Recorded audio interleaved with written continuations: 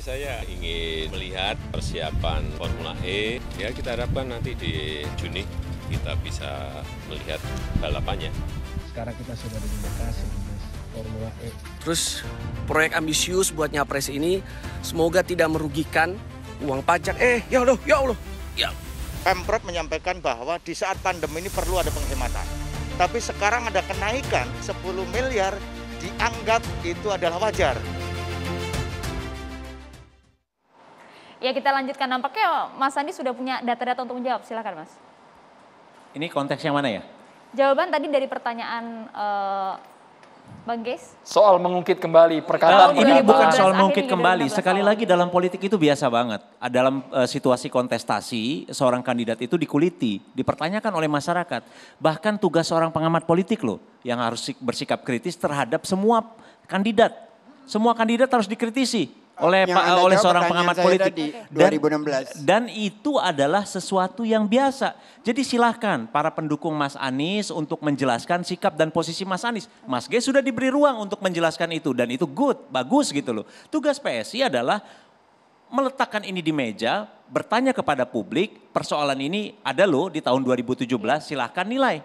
Itu biasa. Tugas partai politik mengingatkan tentang rekam jejak kandidat, itu hal yang biasa. Mas Andi. Mungkin problemnya memang kita belum terbiasa dengan demokrasi. Mas Demokrasi itu memang berisik. Kalau bagi orang yang nggak tahan mungkin dia akan ngerasa ini kok kacau balau. Enggak. Berisik kalau ada data Ini nggak masalah Mas. Datanya sepertinya, jelas. Mas. Datanya kan jelas. Apa yang kami sampaikan itu tadi substantif Mas. Kritik tentang anggaran itu sesuatu yang sangat substantif, itu Mas Andi, inti dari mengkritiki politik. semua kandidat, tapi kenapa hanya Anies? Ada kritik dari PSI untuk kandidat lainnya? Sekali lagi konteksnya Mas Anies itu sebagai kepala daerah di DKI Jakarta. Kekuatan PSI di Jakarta itu kuat, sangat besar. Di Jawa Barat provinsi kami tidak, di Jawa Tengah tidak. Tapi misalnya di Kota Made Bandung kami cukup kuat. Dan kami walk out dalam kasus APBD di Kota Bandung. Di Tangerang Selatan juga begitu. Sekali lagi problemnya jangan-jangan adalah karena magnitud peristiwanya sendiri. Di Jakarta ini jumlah media dan wartawannya banyak, exposure-nya banyak. Penelitian, saya sebutkan ya, ini penelitian ini menyebutkan bahwa 70% sampai 80% media itu mengekspos apa yang terjadi di Jakarta saja. Ini yang substansial. Di luar Jakarta itu tidak diekspos. Pertanyaan saya tadi, Anda selalu menyatakan bahwa Anies terlibat politik identitas. Saya bertanya, 2015 akhir, 2016 awal, teman-teman Ahok termasuk Anda itu. Yang mana? Saya tidak pernah menggunakan politik identitas. Teman-teman Sebutkan Anda, kapan saya pernah menggunakan politik identitas. Saya dulu. menolak dengan tegas politik identitas. Dengar dulu saya katakan, yang saya sebut namanya. Jadi bukan saya ya? Teman Ya, kan saya bilang bukan teman-teman saya. Anda. Siapa teman saya yang dimaksud? Guntur Di PSI Romli. tidak ada. PSI dia. Dia menyatakan, lebih baik kafir tapi tidak koruptor daripada muslim tapi koruptor. Sekali lagi PSI tidak pernah menggunakan politik identitas. Apa yang kami kritik justru adalah praktik politik identitas. Itu yang kami kritik. Jadi sekali lagi Bung G sudah menjelaskan posisi Mas Anies, silahkan. Yang patut dipertanyakan adalah kenapa di 2017. Kita ke Mas Gini lah, Arya Bima. gini nih.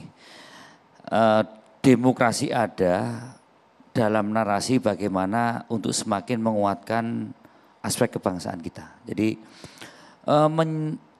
hak menyatakan pendapat itu memang perlu. Kebebasan itu perlu. Menyatakan pendapat itu penting di dalam narasi demokrasi. Tapi sekali lagi akhir-akhir ini kok terus berlanjut narasi demokrasi itu memperlempah sendi-sendi kebangsaan kita. Ini yang kita pernah permasalahkan momen 2017 dan itu menurut Bang Geis sudah ada corrective action untuk hal-hal yang seperti dilakukan Anies saat ini.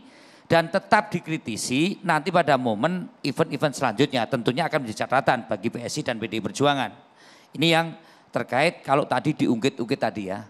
Dan saya kira tim Anies termasuk Bang Geis juga sudah melihat bahwa tidak efektif buat bangsa. Mungkin efektif buat mendulang elektoral. Tapi untuk bangsa ini kan kita sepakat dulu. Kebangsaan kita ini lebih dikedepankan daripada aspek hal yang menyakit kebebasan dan menyatakan pendapat. Saya kurang sepakat kalau demokrasi itu menjadi ideologi tunggal. Maka waktu itu Bung Karno bicara kebangsaan, sosionasionalisme.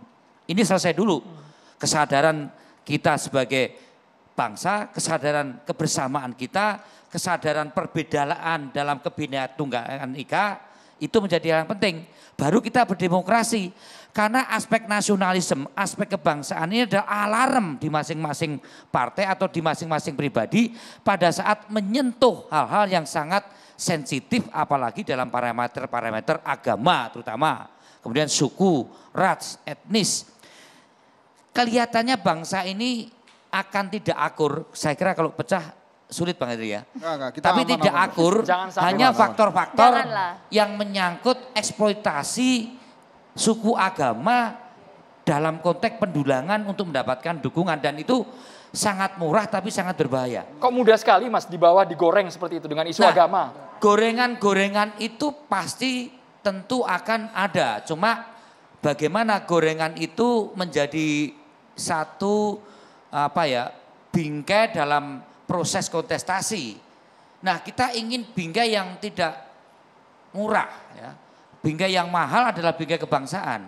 Bingkai yang mahal adalah bingkai bagaimana kita saling memberi penguatan akan adanya bangsa ini untuk ke depan. Bahwa kemudian ada bingkai yang murah ya. Bingkai yang murah itu bingkai sekedar untuk mendulang elektoral, kita gontok-gontokan, selesai kontestasi kita lanjutkan, kemudian ini tidak ada jalan akhirnya. Apakah karena yang murah yang laku Mas biasanya? Begini, saya tidak melihat murah yang laku atau tidak laku, tapi faktanya itu menjadi kita tidak akur. Ya. Kawan-kawan PSI memang mengkritisi itu sebagai catatan keras supaya tidak terjadi lagi dalam kontestasi-kontestasi berikutnya. Bang Ges sudah mengatakan tidak dilakukan Anies, walaupun Anies mendapatkan proses elektoral karena isu itu. Tetapi selama pemerintahan saat ini dia sampaikan bagaimana hubungan dengan gereja, bagaimana hubungan dengan minoritas, itu dilakukan oleh Anies. Saya kira ini menjadi catatan kritis demokrasi kita hari ini dan mari kita sama-sama bahwa ini bahaya loh ya. Hal yang menyangkut kebebasan untuk menggunakan berbagai narasi, menggunakan narasi agama-agama sekedar kepentingan politik, ini sangat berbahaya dan terjadi di bangsa dan negara manapun yang akhirnya terpecah. Ya, kalau kita tahapannya baru tidak akur, ya, baru tidak akur. Tapi nanti biar Ustadz yang menjelaskan.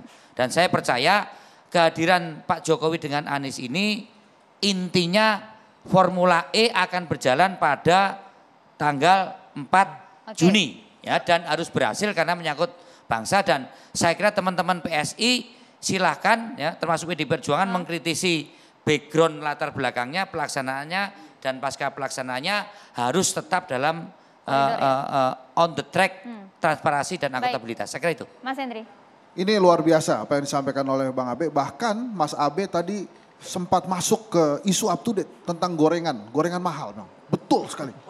Gorengan ini mahal. Sekarang ini gorengan mahal, Pak. Mahal betul-betul. Nah, tadi apa yang disampaikan oleh Mas Abe, kemudian apa yang terjadi di Ancol waktu itu memang itu kan adem ya, rekonsiliasi. Tentang politik identitas, ini tidak akan selesai karena pada saat Anda mengatakan, oh itu pilih dong, kan sama-sama Jawa. Oh pilih dong, sama-sama Sunda. Ya itulah yang terjadi, Indonesia itu satu karena bineka. Inti dari Indonesia itu tunggal ikanya. Nah yang tidak boleh dalam politik identitas, saya sudah berkali-kali sampaikan, adalah reward and punishment dalam politik identitas. Kalau tidak pilih Mas Abe masuk surga, masuk neraka. Kalau pilih Mas Abe masuk surga, ya itu nggak boleh itu. Antara surga dan neraka dipilih gitu. Nah menurut saya itu, tapi kalau digunakan ya pasti akan digunakan karena pasti itulah jualannya. Ya? Jualannya pada saat mencari dukungan kan kalau dari public choice theory ya begitu. Kontrak dalam politik itu tidak pernah uang tapi suara. Makanya politik identitas tidak boleh ada reward and punishment, masuk neraka, masuk surga dan lain-lain itu. Kemudian sekali lagi saya apresiasi apa yang dilakukan oleh Pak Jokowi dan Mas Anies kemarin. Ini terlihat betul bahwa ada sebuah konsentrasi penting yaitu bagaimana nama baik negara di kancah internasional. Jadi semoga apa yang terjadi di Ancol itu bisa menular kemana-mana dan yang paling penting adalah di bawah ini mengerti dan adem gitu. Jadi kemudian nggak perlu ada hal-hal yang terkait panas-panasan ya gitu. Apakah ini artinya Pak Jokowi melupakan apa yang telah dilakukan Anies dan lain-lain? Menurut saya inilah kerja-kerja Anies ya yang didukung oleh Pak Jokowi sebagai presiden, yang mudah-mudahan nanti ke depan bisa dilanjutkan gitu kan. Toh Mas Abe juga tadi mengatakan ini hal yang membahagiakan ya Mas Abe ya. Rekonsiliasi ini terlihat dua pemimpin ini kesannya yang luar Jokowi biasa mendukung Anies untuk capres nih Bang Henry Satrio. Ya itu kan tadi sudah dijelaskan oleh Mas Saya Abe kira sebagai bahwa kepala itu negara terlalu dia akan jauh. mendukung semua capres yang ada Dia ya. harusnya mendukung semua capres, bahkan harusnya justru tidak mendukung capres satupun. Jadi silakan aja siapapun anak negara, anak bangsa, warga negara yang memang mumpuni, maju-maju saja. Dan seharusnya Pak Jokowi justru tidak mendukung salah satu di antaranya. Karena kalau semuanya mendukung nanti jadi iri-irian. Tapi kalau nggak mendukung ya sudah. Jadi itulah demokrasi yang baik menurut saya. Saya mau bocorkan aja, ini segmen terakhir kan ya. Jadi kalau kemarin Pak Jokowi ke Formula E di Ancol, akan ada momen kedua. Tanggal 17 Agustus, itu ada Jakarta melalui festival yang ke-10. Akan mengundang Bapak Jokowi dan Pak Anies Baswedan untuk tampil bersama. Karena Melayu menyatukan kita. Bahasa Indonesia berakar dari Melayu dan kita disatukan oleh bahasa Melayu melalui bahasa Indonesia. Saya kira itu akan menjadi momen yang siap-siap ramai lagi itu Bang. Siap-siap menjadi ramai lagi, siap-siap menjadi ajang persatuan kita lagi, dan silakan PSI mengkritisinya. Pak Arya kita undang sekarang. PSI cukup kritis ya. Menurut saya juga tidak terlalu harus anti karena persandingan-persandingan kritisnya juga masih masuk akal. Jadi maksud saya terganggu nggak sama berisiknya PSI, PDI Perjuangan? Saya melihat hal yang substantif, saya melihat kan ada kritis. Kalau kritis itu pasti argumentatif dan solutif karena memberikan persandingan. Yang penting jangan sampai kekritisan PSI itu menjadi intrik politik karena gorengan-gorengan yang di medsos itu kemudian menjadi sangat antagonis dari prinsip-prinsip yang substansial yang kawan-kawan PSI. Nah PDI menghindari, kritis adalah argumentatif dan solutif untuk memberi dua persandingan yang berbeda, kebijakan yang berbeda supaya rakyat cerdas. Mana ada dua persandingan untuk menilai. Tapi yang bahaya pada saat ini blunder pada saat di medsos dan kita nggak bisa ngerem lagi menjadi intrik. Ya menjadi intrik dan akhirnya menjadi seolah-olah adu domba atau menjadi sesuatu yang suka dan tidak suka. Jangan adu domba lah. Ini yang saya kira ini yang cenderung digoreng di medsos. Mungkin gorengan itu yang menjadi murahan itu saya kira.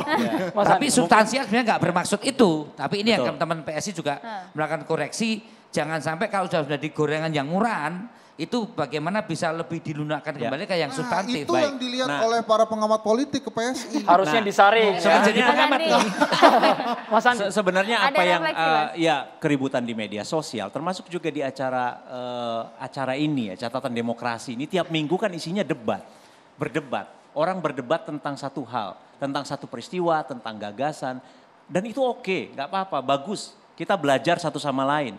Termasuk juga kita malam ini gitu loh. Kita bisa berdebat keras, saya berdebat keras dengan Bung Geis, dengan Mas Henry dan lain sebagainya. Tapi nggak ada persoalan, tidak ada yang personal. Kita tujuannya sama, yaitu saling menguatkan. Kami punya tugas sebagai sebuah partai politik mengkritik kebijakan eksekutif di Jakarta. Sebagai partai politik kami punya kewajiban menjelaskan kepada publik tentang rekam jejak seorang kandidat calon presiden. Itu saja, jadi tolong dilihat secara proporsional, santai aja. Kritik PSI memang kritik yang substantif kok. Gayanya mungkin gaya anak muda ya, namanya anak muda mungkin agak lebih cuek gitu ya.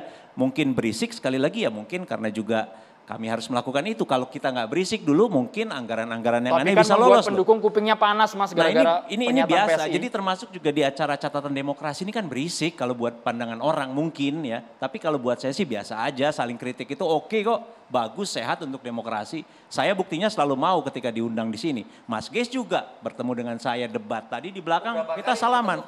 Oke, nggak ada masalah. Jadi itulah makna dari demokrasi itu sendiri. Ketumnya yang susah diundang Mas. Kematangan sikap sekali lagi ini adalah kita semua dituntut untuk matang dalam melihat persoalan. Jadi oke, kita Iya, dewasa. Kita debat substansi aja. Tidak usah pikirkan hal-hal di luar itu. Terima kasih. Mas Andi, tapi bagaimana kemudian menjawab banyak masyarakat yang bertanya, tapi kenapa sih Ketum PSI kok hanya mengkritisi pemimpin wilayah di Provinsi DKI saja, tidak di provinsi lainnya?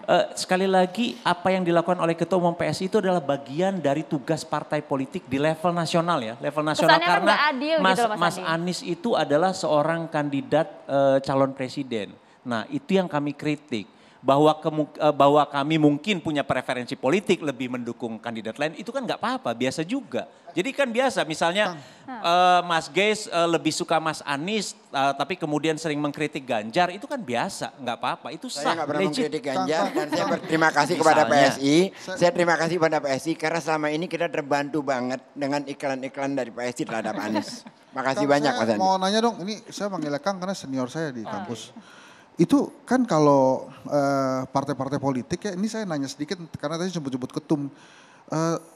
Pemilihan ketum di PSI itu sama kayak partai lain gak sih? Ada kongres gitu atau... Ini kesannya mempersoalkan Giring Ganesha. Enggak.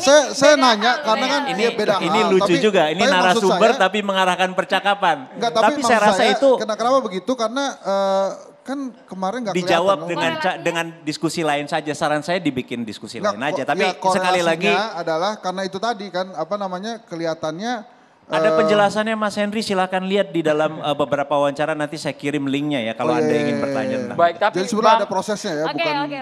Bang Hensat, sedikit saja. Kalau sudah Pak Jokowi merapat ke calon-calon presiden mendatang, meskipun gelombang itu belum fix dari KPU nantinya, tapi apakah ini memang sinyal bahwa ini nama-nama yang berpotensi besar?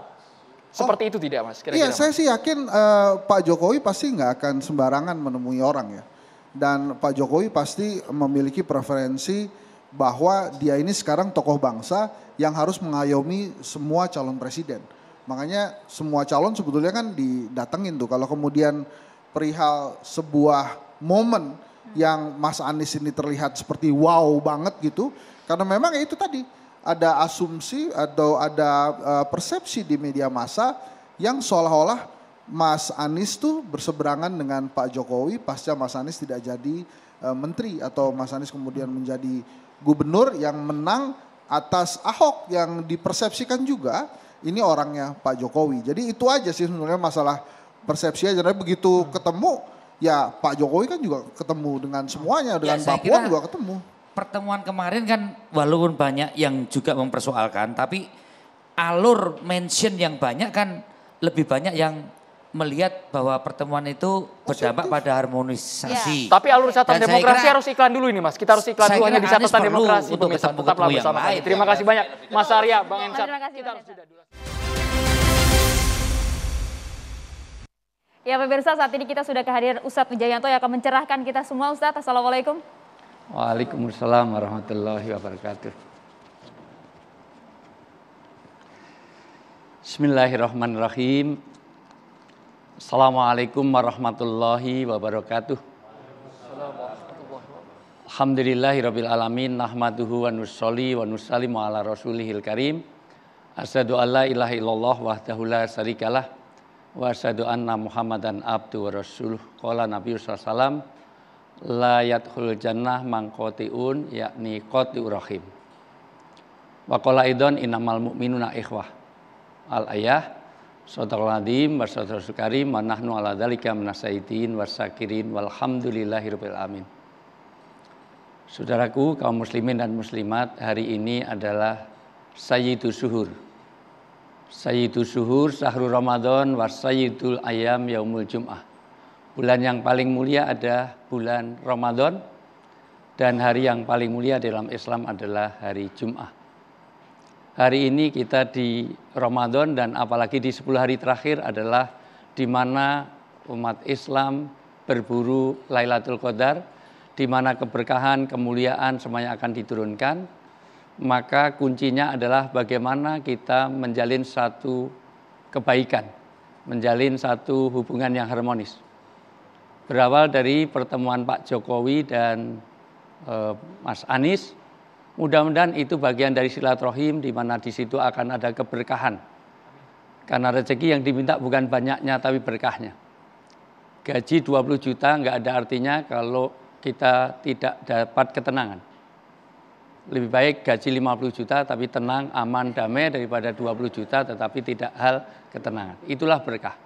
Berkah itu ziyadatul khair, bertambahnya kebaikan. Mudah-mudahan pertemuannya betul-betul lahir dan batin, silaturahim, menyambung rahim. Karena justru tidak ada artinya kalau kita bertemu fisik tapi pecah di hati. Tahsabuhum jami'a wa qulubuhum sata. Jangan sampai kalian ini kelihatannya bersatu tapi hatinya pecah. Kayak orang judi. Orang judi itu kompak dalam satu meja tapi satu ingin bunuh yang lain. Wah as, wah jack, wah queen, balak dol, ceki, bedor. Ini yang senyum berarti sering judi. Apalagi yang diem jangan-jangan itu bandar. Maksudnya luar biasa. Dan anehnya dia punya penyakit SMS oleh anak-anak milenial. Saya yang di studio tidak banyak yang milenial, banyak yang kolonial. Dari sisi ini asjek dan dia puas, SMS, senang melihat orang susah, susah melihat orang senang. Maka mudah-mudahan pertemuan itu ajang silaturahmi akan berkah rezeki. Di situ akan dipanjangkan usia. Di situ akan ada wasohibin karim, bertambah persaudaraannya, waziyadatul ilm, bertambah keilmuannya. Maka ada 36 catatan, tapi tidak mungkin saya sampaikan semuanya. Ini strategi marketing, biar TV One masih mengundang saya lagi. Artinya bahwa kita harus kul-kulu ya'malu ala sakilati, masing-masing harus jadi pemimpin. Pemimpin itu dinaungi pertama kali nanti, disebut 7 orang yang akan dinaungi di hari kiamat pertama adalah pemimpin yang adil. Adil itu penting, harus objektif. Jangan sampai kita khinjiriyah. Kayak babi, babi itu masuk di taman, dia ada bunga banyak, buah banyak, tapi yang dicari comberan yang di bawah. Dan tinggal minum saja, dia tidak minum. Dia obok-obok dulu baru diminum, dasar babi. Artinya secara objektif, secara adil. Dan pemimpin yang adil, pemimpin kul-kulu ya'malu ala sakilati, itulah nanti akan didoakan oleh Rasulullah. Ya Allah, sayangilah orang pemimpin yang sayang kepada rakyatnya. Ya Allah, susahkanlah orang pemimpin yang suka menyusahkan rakyatnya. Itu doa langsung dari Rasulullah. Maka ini penting untuk kita jalin dari pertemuan ini. Ada beberapa catatan penting, tapi sayang sekali durasi sangat sedikit. Tapi inilah bahwa negara ini masih paternalistik, mulailah dari pemimpin. Ternyata pertemuan antar pemimpin itu ternyata menjadi efek yang luar biasa. Saya berharap para orang-orang yang berseru dalam politik, mengadakan buka bersama, tarawih bersama, sholat bareng, insya Allah itu bagian dari menyatukan. Karena kalau sudah di tempat-tempat di mana guard spot, di mana ada lingkaran Tuhan, sudah tidak ada konflik di antara itu. Mudah-mudahan ini menjadi keberkahan pertemuan Pak Jokowi dengan Anies, tidak menjadi perdebatan, tidak usah digoreng ke sana kemari, karena yadullah ma'al jamaah, Allah akan memberikan keberkahan bagi orang yang ada sinergi satu dengan yang lain. Dan tolong, orang beribadah 60 tahun saja, itu kalah dengan pahala pemimpin yang peduli kepada rakyatnya. 60 tahun kita beribadah, puasa selama 60 tahun yang tidak mungkin dilakukan oleh Andrew maupun Maria. Tapi luar biasa pemimpin yang perhatian pada rakyatnya. Maka saling doa di antara kita. Pemimpin doakan rakyatnya, rakyatnya mendoakan pimpinan. Kalau ada pimpinan didoakan jelek oleh rakyatnya, koreksi diri, berarti pemimpin belum beres. Dan rakyat yang baik mendoakan kebaikan juga untuk pemimpinnya. Mudah-mudahan di Lailatul Qadar ini doa-doa kita melahirkan pemimpin yang amanah, pemimpin yang kasih sayang pada rakyatnya, peduli. Wa amanahu min khauf, supaya pemimpin mengamankan. Tapi juga to'am miskin artinya menjamin bagaimana sembako itu juga dimudahkan oleh rakyatnya. Inilah, mohon maaf durasi habis, tapi mudah-mudahan silaturahmi ini menjadikan jalan surgawi kita. Amin. Ini malam Lailatul Qadar, kita doakan pemimpin kita supaya dia amanah, dia adil dan juga mensejahterakan kita semuanya. Amin. Assalamualaikum warahmatullahi wabarakatuh. Waalaikumsalam warahmatullahi wabarakatuh. Terima kasih Bang Ustadz Wijayanto, Mas Andi dan juga Mas Arya Bima. Terima kasih Mas Hendri, terima kasih Bang Ges dan juga pemirsa, terima kasih atas perhatian Anda. Kita berakhir catatan demokrasi hari ini, tapi masih berjumpa lagi di episode berikutnya. Saya Maria Segaf. Dan saya Andromeda Mercury. Selamat malam, sampai jumpa.